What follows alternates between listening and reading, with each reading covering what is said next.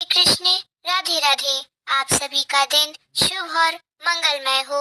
आप सभी पर सूर्य भगवान की कृपा सदा सर्वदा बनी रहे।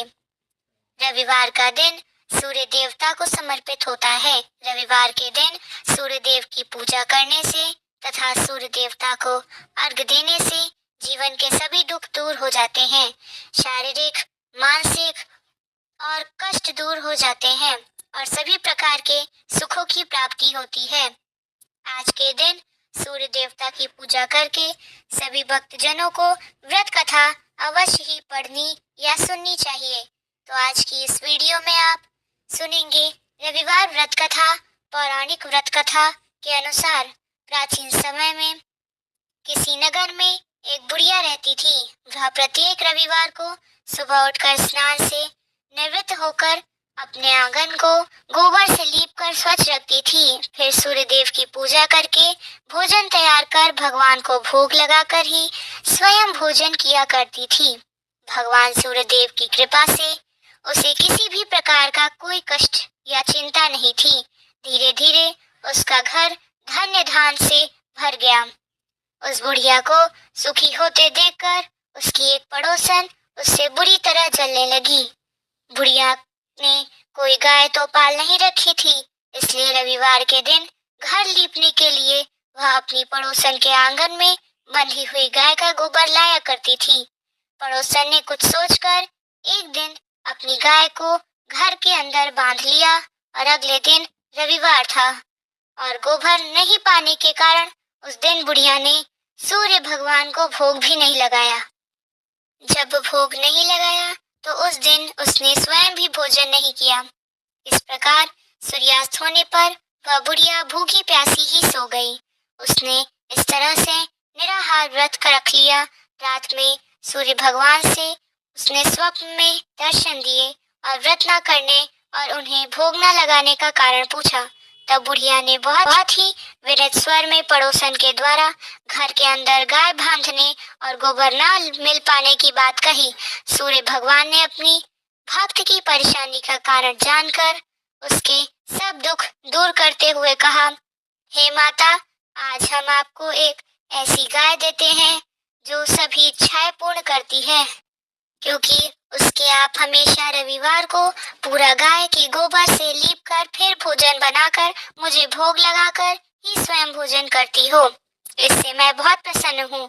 मेरा व्रत करने और कथा सुनने से निर्धन को धन और बांझ को पुत्र की प्राप्ति होती है। स्वप्न में उस बुढ़िया को ऐसा वरदान देकर भगवान सूर्य अंतर ध्यान हो गए। प्रातः काल सूर्योदय से पहले उस बुढ़िया की आंख खुली तो वह अपने घर के आंगन में सुंदर गाय और उसके बछड़े को देखकर हैरान हो गई। गाय को आंगन में बांधकर उसने जल्दी से उसे चारा लाकर खिलाया। पड़ोसन ने उस बुढ़िया के आंगन में बंधी सुंदर गाय देखकर तब उससे वह अधिक जलने लगी। तभी गाय ने सोने का गोबर दे दिया। गोबर को देखते ही पड़ोसन की आंखें खुली की खुली रह गईं। पड़ोसन ने उस बुढ़िया को आसपास ना पाकर तुरंत उस सोने के गोबर को उठा लिया और अपने घर ले गई और अपनी गाय का साधारण गोबर वहां रख दिया। सोने के गोबर से पड़ोसन कुछ ही दिनों में धनवान हो गई। वह चुपके चुपके बुढ़िया के घर से गोबर ले आया करती और अपने घर का गाय का साधारण गोबर रख देती उसकी जगह पर। बुढ़िया को इस बात की कोई खबर ही नहीं थी। गाय प्रतिदिन सूर्योदय से पहले सोने का गोबर किया करती थी और बुढ़िया के उठने से पहले ही वह चालाक पड़ोसन उस गोबर को उठाकर ले जाती थी। बहुत दिनों तक तो बुढ़िया को सोने के गोबर के बारे में कुछ पता ही नहीं था। बुढ़िया पहले की तरह हर रविवार को सूर्य भगवान का व्रत करती रहती और कथा सुनती रही। लेकिन सूर्य भगवान ने जब पड़ोसन की इस चालाकी को देखा तब एक दिन उन्होंने बड़ी तेज की आंधी लाई। आंधी का प्रकोप देखकर बुढ़िया ने गाय को घर के भीतर बांध दिया। सुबह उठकर बुढ़िया ने सोने का गोबर पड़ा हुआ देखा तो उसे बड़ा आश्चर्य हुआ। उस दिन के बाद बुढ़िया अपनी गाय को घर के भीतर ही बांधने लगी। सोने के गोबर से वह बुढ़िया कुछ ही दिनों में धनवान हो गई। उस बुढ़िया के धनवान होने से पहले वह पड़ोसन बुरी तरह जलकर राख हो गई। जब उसे सोने के गोबर पाने का कोई रास्ता नहीं सूझा, तब वह राजा के दरबार में पहुंची, राजा को सारी बात बताई। राजा को जब बुढ़िया के पास सोने की गोबर देने वाली गाय के बारे में पता चला, तब उसने अपने सैनिक भेजकर बुढ़िया की गाय लाने का आदेश दिया। सैनिक उस बुढ़िया के घर पहुंचे। उस समय बुढ़िया सूर्य भगवान को भोग लगाकर स्वयं भोजन ग्रहण करने ही वाली थी। राजा के सैनिकों ने गाय को खोला और अपने साथ महल की ओर ले चले। बुढ़िया ने सैनिकों से गाय को न ले जाने के लिए बहुत प्रार्थना की, बहुत रोई, चिल्लाई, लेकिन राजा के सैनिक नहीं माने। गाय के चले जाने से बुढ़िया को बहुत दुख हुआ। उस दिन मारे दुख के उसने कुछ भी नहीं खाया और सारी रात सूर्य भगवान से गाय को पुनः प्राप्त करने की प्रार्थना करने लगी। दूसरी ओर राजा को गाय देखकर बहुत खुशी हुई, लेकिन अगले दिन जैसे ही सुबह राजा उठा, सारा महल गोबर से भरा हुआ देखकर घबरा गया। उसी रात सूर्य भगवान उसके सपने में आए और बोले, राजन, यह गाय उस बुढ़िया को लौटा देने में ही तुम्हारा भला होगा। रविवार के व्रत से प्रसन्न होकर ही उसे मैंने यह गाय भेंट स्वरूप दी है। सुबह होते ही राजा ने उस बुढ़िया को महल में बुलाकर बहुत से धन के साथ सम्मान सहित गाय लौटा दी और अपनी मान सहित गाय लौटा दी और अपनी इस गलती के लिए क्षमा भी मांगी। इसके बाद राजा ने पड़ोसन को दंड दिया। इतना करने के बाद राजा के महल से गंदगी दूर हो गई और उसी दिन राज्य में राजा ने घोषणा कराई कि सभी स्त्री पुरुष रविवार का व्रत किए करेंगे। रविवार का व्रत करने से सभी लोगों के घर धन धान्य से भरे चारों ओर खुशहाली छा जाएगी। जिससे शारीरिक कष्ट था, उनके भी सभी शारीरिक कष्ट दूर हो जाएंगे। इस प्रकार समस्त नगर को सूर्य देव की कृपा प्राप्त हो गई। इसलिए हर रविवार के दिन जो भी भक्त सच्चे मन से सूर्य देवता की पूजा करके उपवास रखता है और इस कथा को पढ़ता है या दूसरों को सुनाता है, सूर्य देव की कृपा से उनके सभी कष्ट दूर हो जाते हैं। यदि व्रत ना कर रख पाए तो भी सुबह सूर्य देव को अर्घ देकर सूर्य देव की पूजा करके इस कथा को अवश्य ही पढ़ना और सुनना चाहिए। सबसे अंत में प्रेम से जयकारा बोलना चाहिए। बोलिए सूर्य भगवान की जय। अब आइए श्रवण करते हैं सूर्य देव की दूसरी कथा, जिससे सुनने मात्र से ही घर में सुख समृद्धि का वास होता है और सभी मनोकामना की पूर्ति होती है। देवलोक के शिल्पकार विश्वक की एक पुत्री थी जिनका नाम था संज्ञा। वह दिन भर तपती धूप में खेला करती थी। सूर्य के तेज किरणों का जैसा उस पर कोई असर नहीं होता था। संज्ञा जब बड़ी हुई तब एक दिन विश्वकर्मा और उनकी पत्नी ने संज्ञा को बड़े मुग्ध भाव से सूर्य को निहारते देखा। यह देख विश्वकर्मा बोले, देवी, ऐसा लगता है हमारी बेटी सूर्य पर मोहित हो गई है। देख रही हो कितने मुग्ध भाव से सूर्य की ओर देखे जा रही है। मुझे भी ऐसा लगता है स्वामी, विश्वकर्मा की पत्नी ने कहा। सूर्य के सौंदर्य के प्रति संज्ञा का आकर्षण उसकी आयु के साथ बढ़ता ही गया। एक दिन विश्वकर्मा उसे अपने साथ हाथी पर बैठाकर सैर को निकले। अपनी पुत्री को सूर्य की ओर निहारते देख उन्होंने पूछ लिया, बेटी, अब तुम छोटी नहीं रही, सोचता हूँ जल्द ही तुम्हारा विवाह कर दूं। बताओ किस देव को तुम चाहती हो? पिताजी, आकाश में सूर्य से बढ़कर कोई तेजस्वी नहीं है, संज्ञा ने उत्तर दिया। ठीक है, हम सूर्य के साथ ही तुम्हारा विवाह करा देंगे, विश्वकर्मा बोले और अपनी पुत्री को लेकर सूर्य के पास पहुंचे। उन्होंने अपनी पुत्री की इच्छा सूर्य देव को बताई तो उन्होंने प्रस्ताव सहज स्वीकार कर लिया। बोले, आपकी पुत्री मेरे साथ विवाह करना चाहती है, यह मेरे लिए सौभाग्य की बात है, पर इससे यह तो पूछ लो कि क्या यह मेरा ताप भी सहन कर पाएगी। विश्वकर्मा संज्ञा को एक ओर ले गए और उससे पूछा, सूर्य देव का उत्तर तुमने सुन लिया?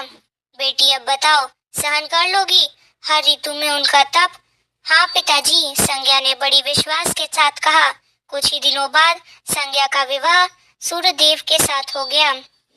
संज्ञा सूर्यदेव के साथ उनके लोक चली गई। पति के साथ संज्ञा का दिन सुखपूर्वक बीतने लगा। फिर उनके यहाँ एक पुत्र पैदा हुआ जिसका नाम रखा गया मुनिक ऋषि। मुनि बालक को आशीर्वाद देने आए। यह बालक ज्ञानियों में भी ज्ञानी होगा। ऋषियों ने भविष्यवाणी की। आशीर्वाद सच निकला। जब वह कुछ बड़ा हुआ तो ऋषि मुनियों ने शिक्षा ग्रहण करने लगा। सूर्यदेव और संज्ञा को अपने बेटे पर गर्व था। वे बहुत ही प्रेम से अपने बेटे का लालन पालन करते थे। अचानक एक बार ग्रीष्म ऋतु में सूर्य की किरणें बहुत ही प्रखर हो गई। उनका तेज अपनी चरम सीमा पर जा पहुंचा। संज्ञा की चमड़ी झुलसने लगी। सूर्यदेव ने उसे अपने पास बुलाया तो वह अपनी आंखों पर हाथ रखकर उनके पास पहुंची। सूर्यदेव बोले, संज्ञा मेरी ओर देखो, तुमने अपनी आंखें क्यों ढक ली है? नेत्र खोलो और मेरी ओर देखो, मैं तुम्हारा पति हूँ। स्वामी, आपके तप से मेरी आंखें खुल नहीं पा रही हैं। संज्ञा ने कहा, इसका अर्थ तो हुआ कि तुम मुझे अपने से दूर कर रही हो। विवाह के पूर्व मैंने तुमसे पूछा भी था कि क्या तुम मेरा तप सहन कर पाओगी।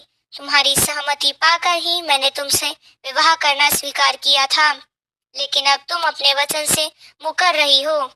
सूर्यदेव ने कुछ क्रोधित होते हुए कहा, स्वामी, इसमें मेरा कोई दोष नहीं है। संज्ञा बोली, आपका तप इतना प्रखर है कि सूर्यदेव और भी कुपित हो उठे। बोले, सुनो संज्ञा प्राणवायु, परंतु तुमने मेरी ओर से आंखें बंद कर ली। आता तुम्हारा गर्भ से जो बालक उत्पन्न हुआ है वह यम होगा। यम अर्थात मृत्यु का देवता। संज्ञा वहां से भाग जाना चाहती थी, लेकिन बच्चों का मुंह उसे विवश किए हुए था।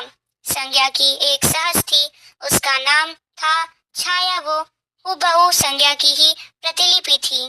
उसने इस विषय में छाया से मदद लेने का निश्चय किया। उसने छाया को बुलाया और अपनी समस्या बताई। सुनकर छाया बोली, मुझे क्या पता क्या करना होगा। तुम संज्ञा बनकर मेरे पति के पास जाओ और उनकी पत्नी और मेरे बच्चों की माँ बनकर वहीं रहो। संज्ञा ने कहा, उन्होंने मुझसे पूछा तो था, तो कहना मैं संज्ञा हूँ, भेद मत खोलना। यह सब मैं करूंगी, लेकिन मेरी एक शर्त है। सूर्यदेव कभी मुझ पर बिगड़े या श्राप देने लगे तो मैं सारा भेद खोल दूंगी। छाया ने कहा, ठीक है। छाया, अब जाओ और मेरे बच्चों को संभालो। तुमने मुझे बहुत ही कठिन काम सौंपा है संज्ञा, फिर भी मैं भरसक प्रयत्न करूंगी, छाया बोली और वहां से चली गई। उसके जाने के बाद संज्ञा सोचने लगी, मैं मायके जाती हूँ, माँ और पिता मुझे देखकर प्रसन्न होंगे। मैं कुछ समय वहां रहूंगी, परंतु पिताजी कहेंगे, स्त्री की शोभा पति के घर रहने में ही है। ऐसे ही विचारों में उलझी वह मायके को चल पड़ी। रास्ते में उसके मस्तिष्क में उलझने लगी। वह सोचने लगी, पिताजी जब मुझे लौट जाने को कहेंगे तब मैं जंगल में चली जाऊंगी। संज्ञा अपने मायके पहुंची। पिता ने उसका बड़ा सत्कार किया। बोले, आओ बेटी, सब कुशल मंगल तो है? नहीं पिताजी, आपने ठीक ही कहा था। ग्रीष्म ऋतु में तो मैं सूर्यदेव का तप सहन न कर सकी। संज्ञा कुछ दिन वहां सुख से रही।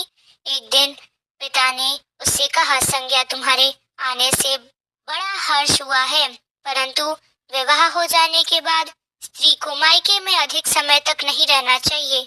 अब तुम अपने पति के घर जाओ और फिर कभी हमसे मिलने आना तो मुझे बहुत प्यारी हो। किंतु पति का घर ही स्त्री का घर होता है, यही मैंने सोचा था। संज्ञा मन ही मन बोली और एक रात चुपचाप पिता का घर छोड़कर जंगल में चली गई। वह सोचने लगी कि मैं सूर्य के सामने नहीं जा सकती, आता घोड़ी बन जाती हूँ, उस रूप में मुझे कोई पहचान नहीं पाएगा। घोड़ी का रूप धारण कर संज्ञा तपस्या करने लगी। सूर्य के ताप की शक्ति को कम करने के लिए उधर छाया ने सूर्य के यहाँ जाकर संज्ञा का स्थान ले लिया। सूर्यदेव ने उसे संज्ञा ही समझा। वे बोले, तुम लौट आई, मेरे यहाँ क्षमा कर दो। स्वामी, मैंने अपनी दुर्बलता को जीत लिया। छाया खेत भरे स्वर में बोली, संज्ञा, मैं तो कब का तुम्हें क्षमा कर चुका हूँ। अब घर की जिम्मेदारी संभालो, बच्चों का लालन पालन करो। सूर्यदेव ने कहा। छाया ने कक्ष में लेटे दोनों बच्चों पर निगाह डाली और घर की जिम्मेदारियां संभाल कर छाया इस घर में सुखी थी। वह प्रायः सोचा करती कि बेचारी संज्ञा कितना अच्छा घर त्यागना पड़ा, उसे क्या कभी नहीं लौटेगी। समय पाकर छाया को एक पुत्र हुआ। पुत्र पैदा होने के बाद वह कुछ चिंतित रहने लगी। मुझे यह नहीं भूलना चाहिए कि मैं संज्ञा की छाया हूँ। छाया ने एक पुत्र और पुत्री को जन्म दिया। अब छाया का व्यवहार बदलने लगा। वह अपने बच्चों से तो प्यार करती थी, लेकिन संज्ञा के बच्चों को डांटने और उनके साथ दुर्व्यवहार करने लगी। मनु ने तो वे माता के व्यवहार को नजरअंदाज कर दिया, लेकिन यम का तो उसका व्यवहार खटकता रहा। माता छाया का यमुना बहन के साथ ऐसा व्यवहार करना उचित नहीं। वह अपने बच्चों के साथ तो कितना अच्छा व्यवहार करती है, हम भाई बहन से नफरत करती है। एक दिन तो हद ही हो गई। छाया ने यमुना के बाल पकड़े और उसे डंडे से पीटते हुए बोला, कमबख्त, तो मरते भी नहीं हो, मर जाए तो मेरा पीछा छूट जाए। जब छाया देर तक यमुना को पीटती रही तो यम से ना रहा गया। उसने जाकर छाया का हाथ पकड़ लिया और गुस्से से बोला, बस माता, अब तुमने यमुना पर हाथ उठाया तो मुझसे बुरा कोई नहीं होगा। अच्छा, तेरी यह हिम्मत, मुझे धमकी दे रहा है? ठहर जा, आज मैं तेरे पिता से इसकी शिकायत करूंगी। छाया क्रोध से सिहर उठी। छाया ने तो इस डर से सूर्यदेव से शिकायत न की कि कहीं उसका भेद उजागर न हो जाए, लेकिन यम और यमुना ने तंग आकर अपने पिताजी से उसकी शिकायत अवश्य कर दी। पिताजी, यह स्त्री हमारी माँ नहीं है।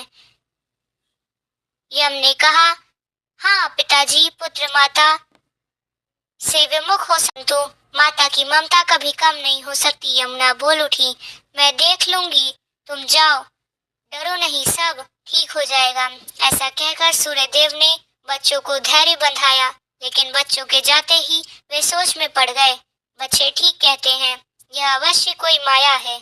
सूर्यदेव गुस्से में भरकर छाया के पास पहुंचे और उसके केश पकड़कर झकझोर हुए कहे, बोलो, सच बताओ तुम कौन हो, अन्यथा मैं तुम्हें कठोर दंड दूंगा।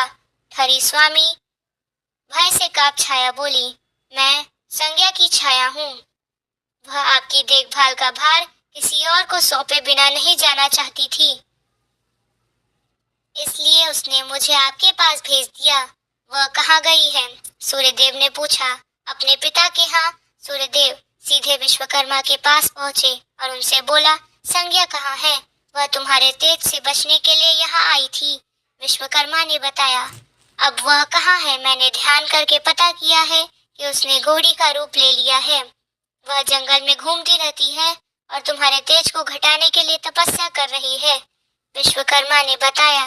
तो आप मेरा तेज घटा दीजिए, फिर उसे खोजने के लिए चलते हैं, सूर्यदेव बोले। विश्वकर्मा ने सूर्यदेव के तेज को 8वां भाग छाट दिया, जिससे उनका तेज घट गया। फिर वे संज्ञा को खोजने निकले। उन्होंने राहगीरों से पूछताछ की कि तुमने इधर उधर कोई घोड़ी देखी है?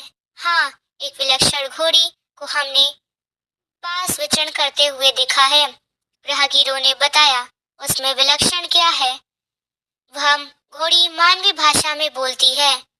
देव, तब तो वह अवश्य ही संज्ञा होगी, सूर्य बोले। सूर्य घोड़ी के निकट पहुंचे और कहा, संज्ञा, मैं सूर्य हूँ, तुम्हारा पति। अब यह घोड़ी का रूप त्याग दो। जब तक मेरी मनोकामना पूरी न होगी, मैं यह रूप नहीं त्यागूंगी। घोड़ी बनी संज्ञा ने उत्तर दिया, तुम्हारी मनोकामना तो पूरी भी हो गई। सूर्य ने कहा। सूर्यदेव, ठीक है। बेटी विश्वकर्मा बोली, मैंने इनके तेज का 8वां भाग काट दिया है। पिता से आश्वासन पाकर संज्ञा ने अपना घोड़ी वाला रूप त्याग दिया और उसने अपने स्वाभाविक रूप में आ गई। हर्ष और विभोर से अपने पिता से लिपट गई और फूट फूट कर रोने लगी। फिर उसने झुककर सूर्यदेव के पांव छुए और पूछा, स्वामी, हमारे बच्चे तो सकुशल है ना? दोनों बच्चे ठीक तो हैं? मनु, यम और यमुना को अब फिर से माँ मिल जाएंगी। सूर्यदेव ने मुस्कुराकर कहा, मैं अब कभी भी सपना घर और अपना घर त्याग कर नहीं जाऊंगी। संज्ञा बोली, आप छाया को क्षमा कर देना और अपने साथ ही रख देना। दोनों का मिलन देखकर विश्वकर्मा ने भी अपना आशीर्वाद प्रदान किया। जाओ और सदा सुख शांति से रहो। सूर्यदेव और संज्ञा सूर्यलोक पहुंचे और छाया और बच्चों के साथ आनंद पूर्वक रहने लगे। इसी तरह से रविवार का कथा समाप्त होता है।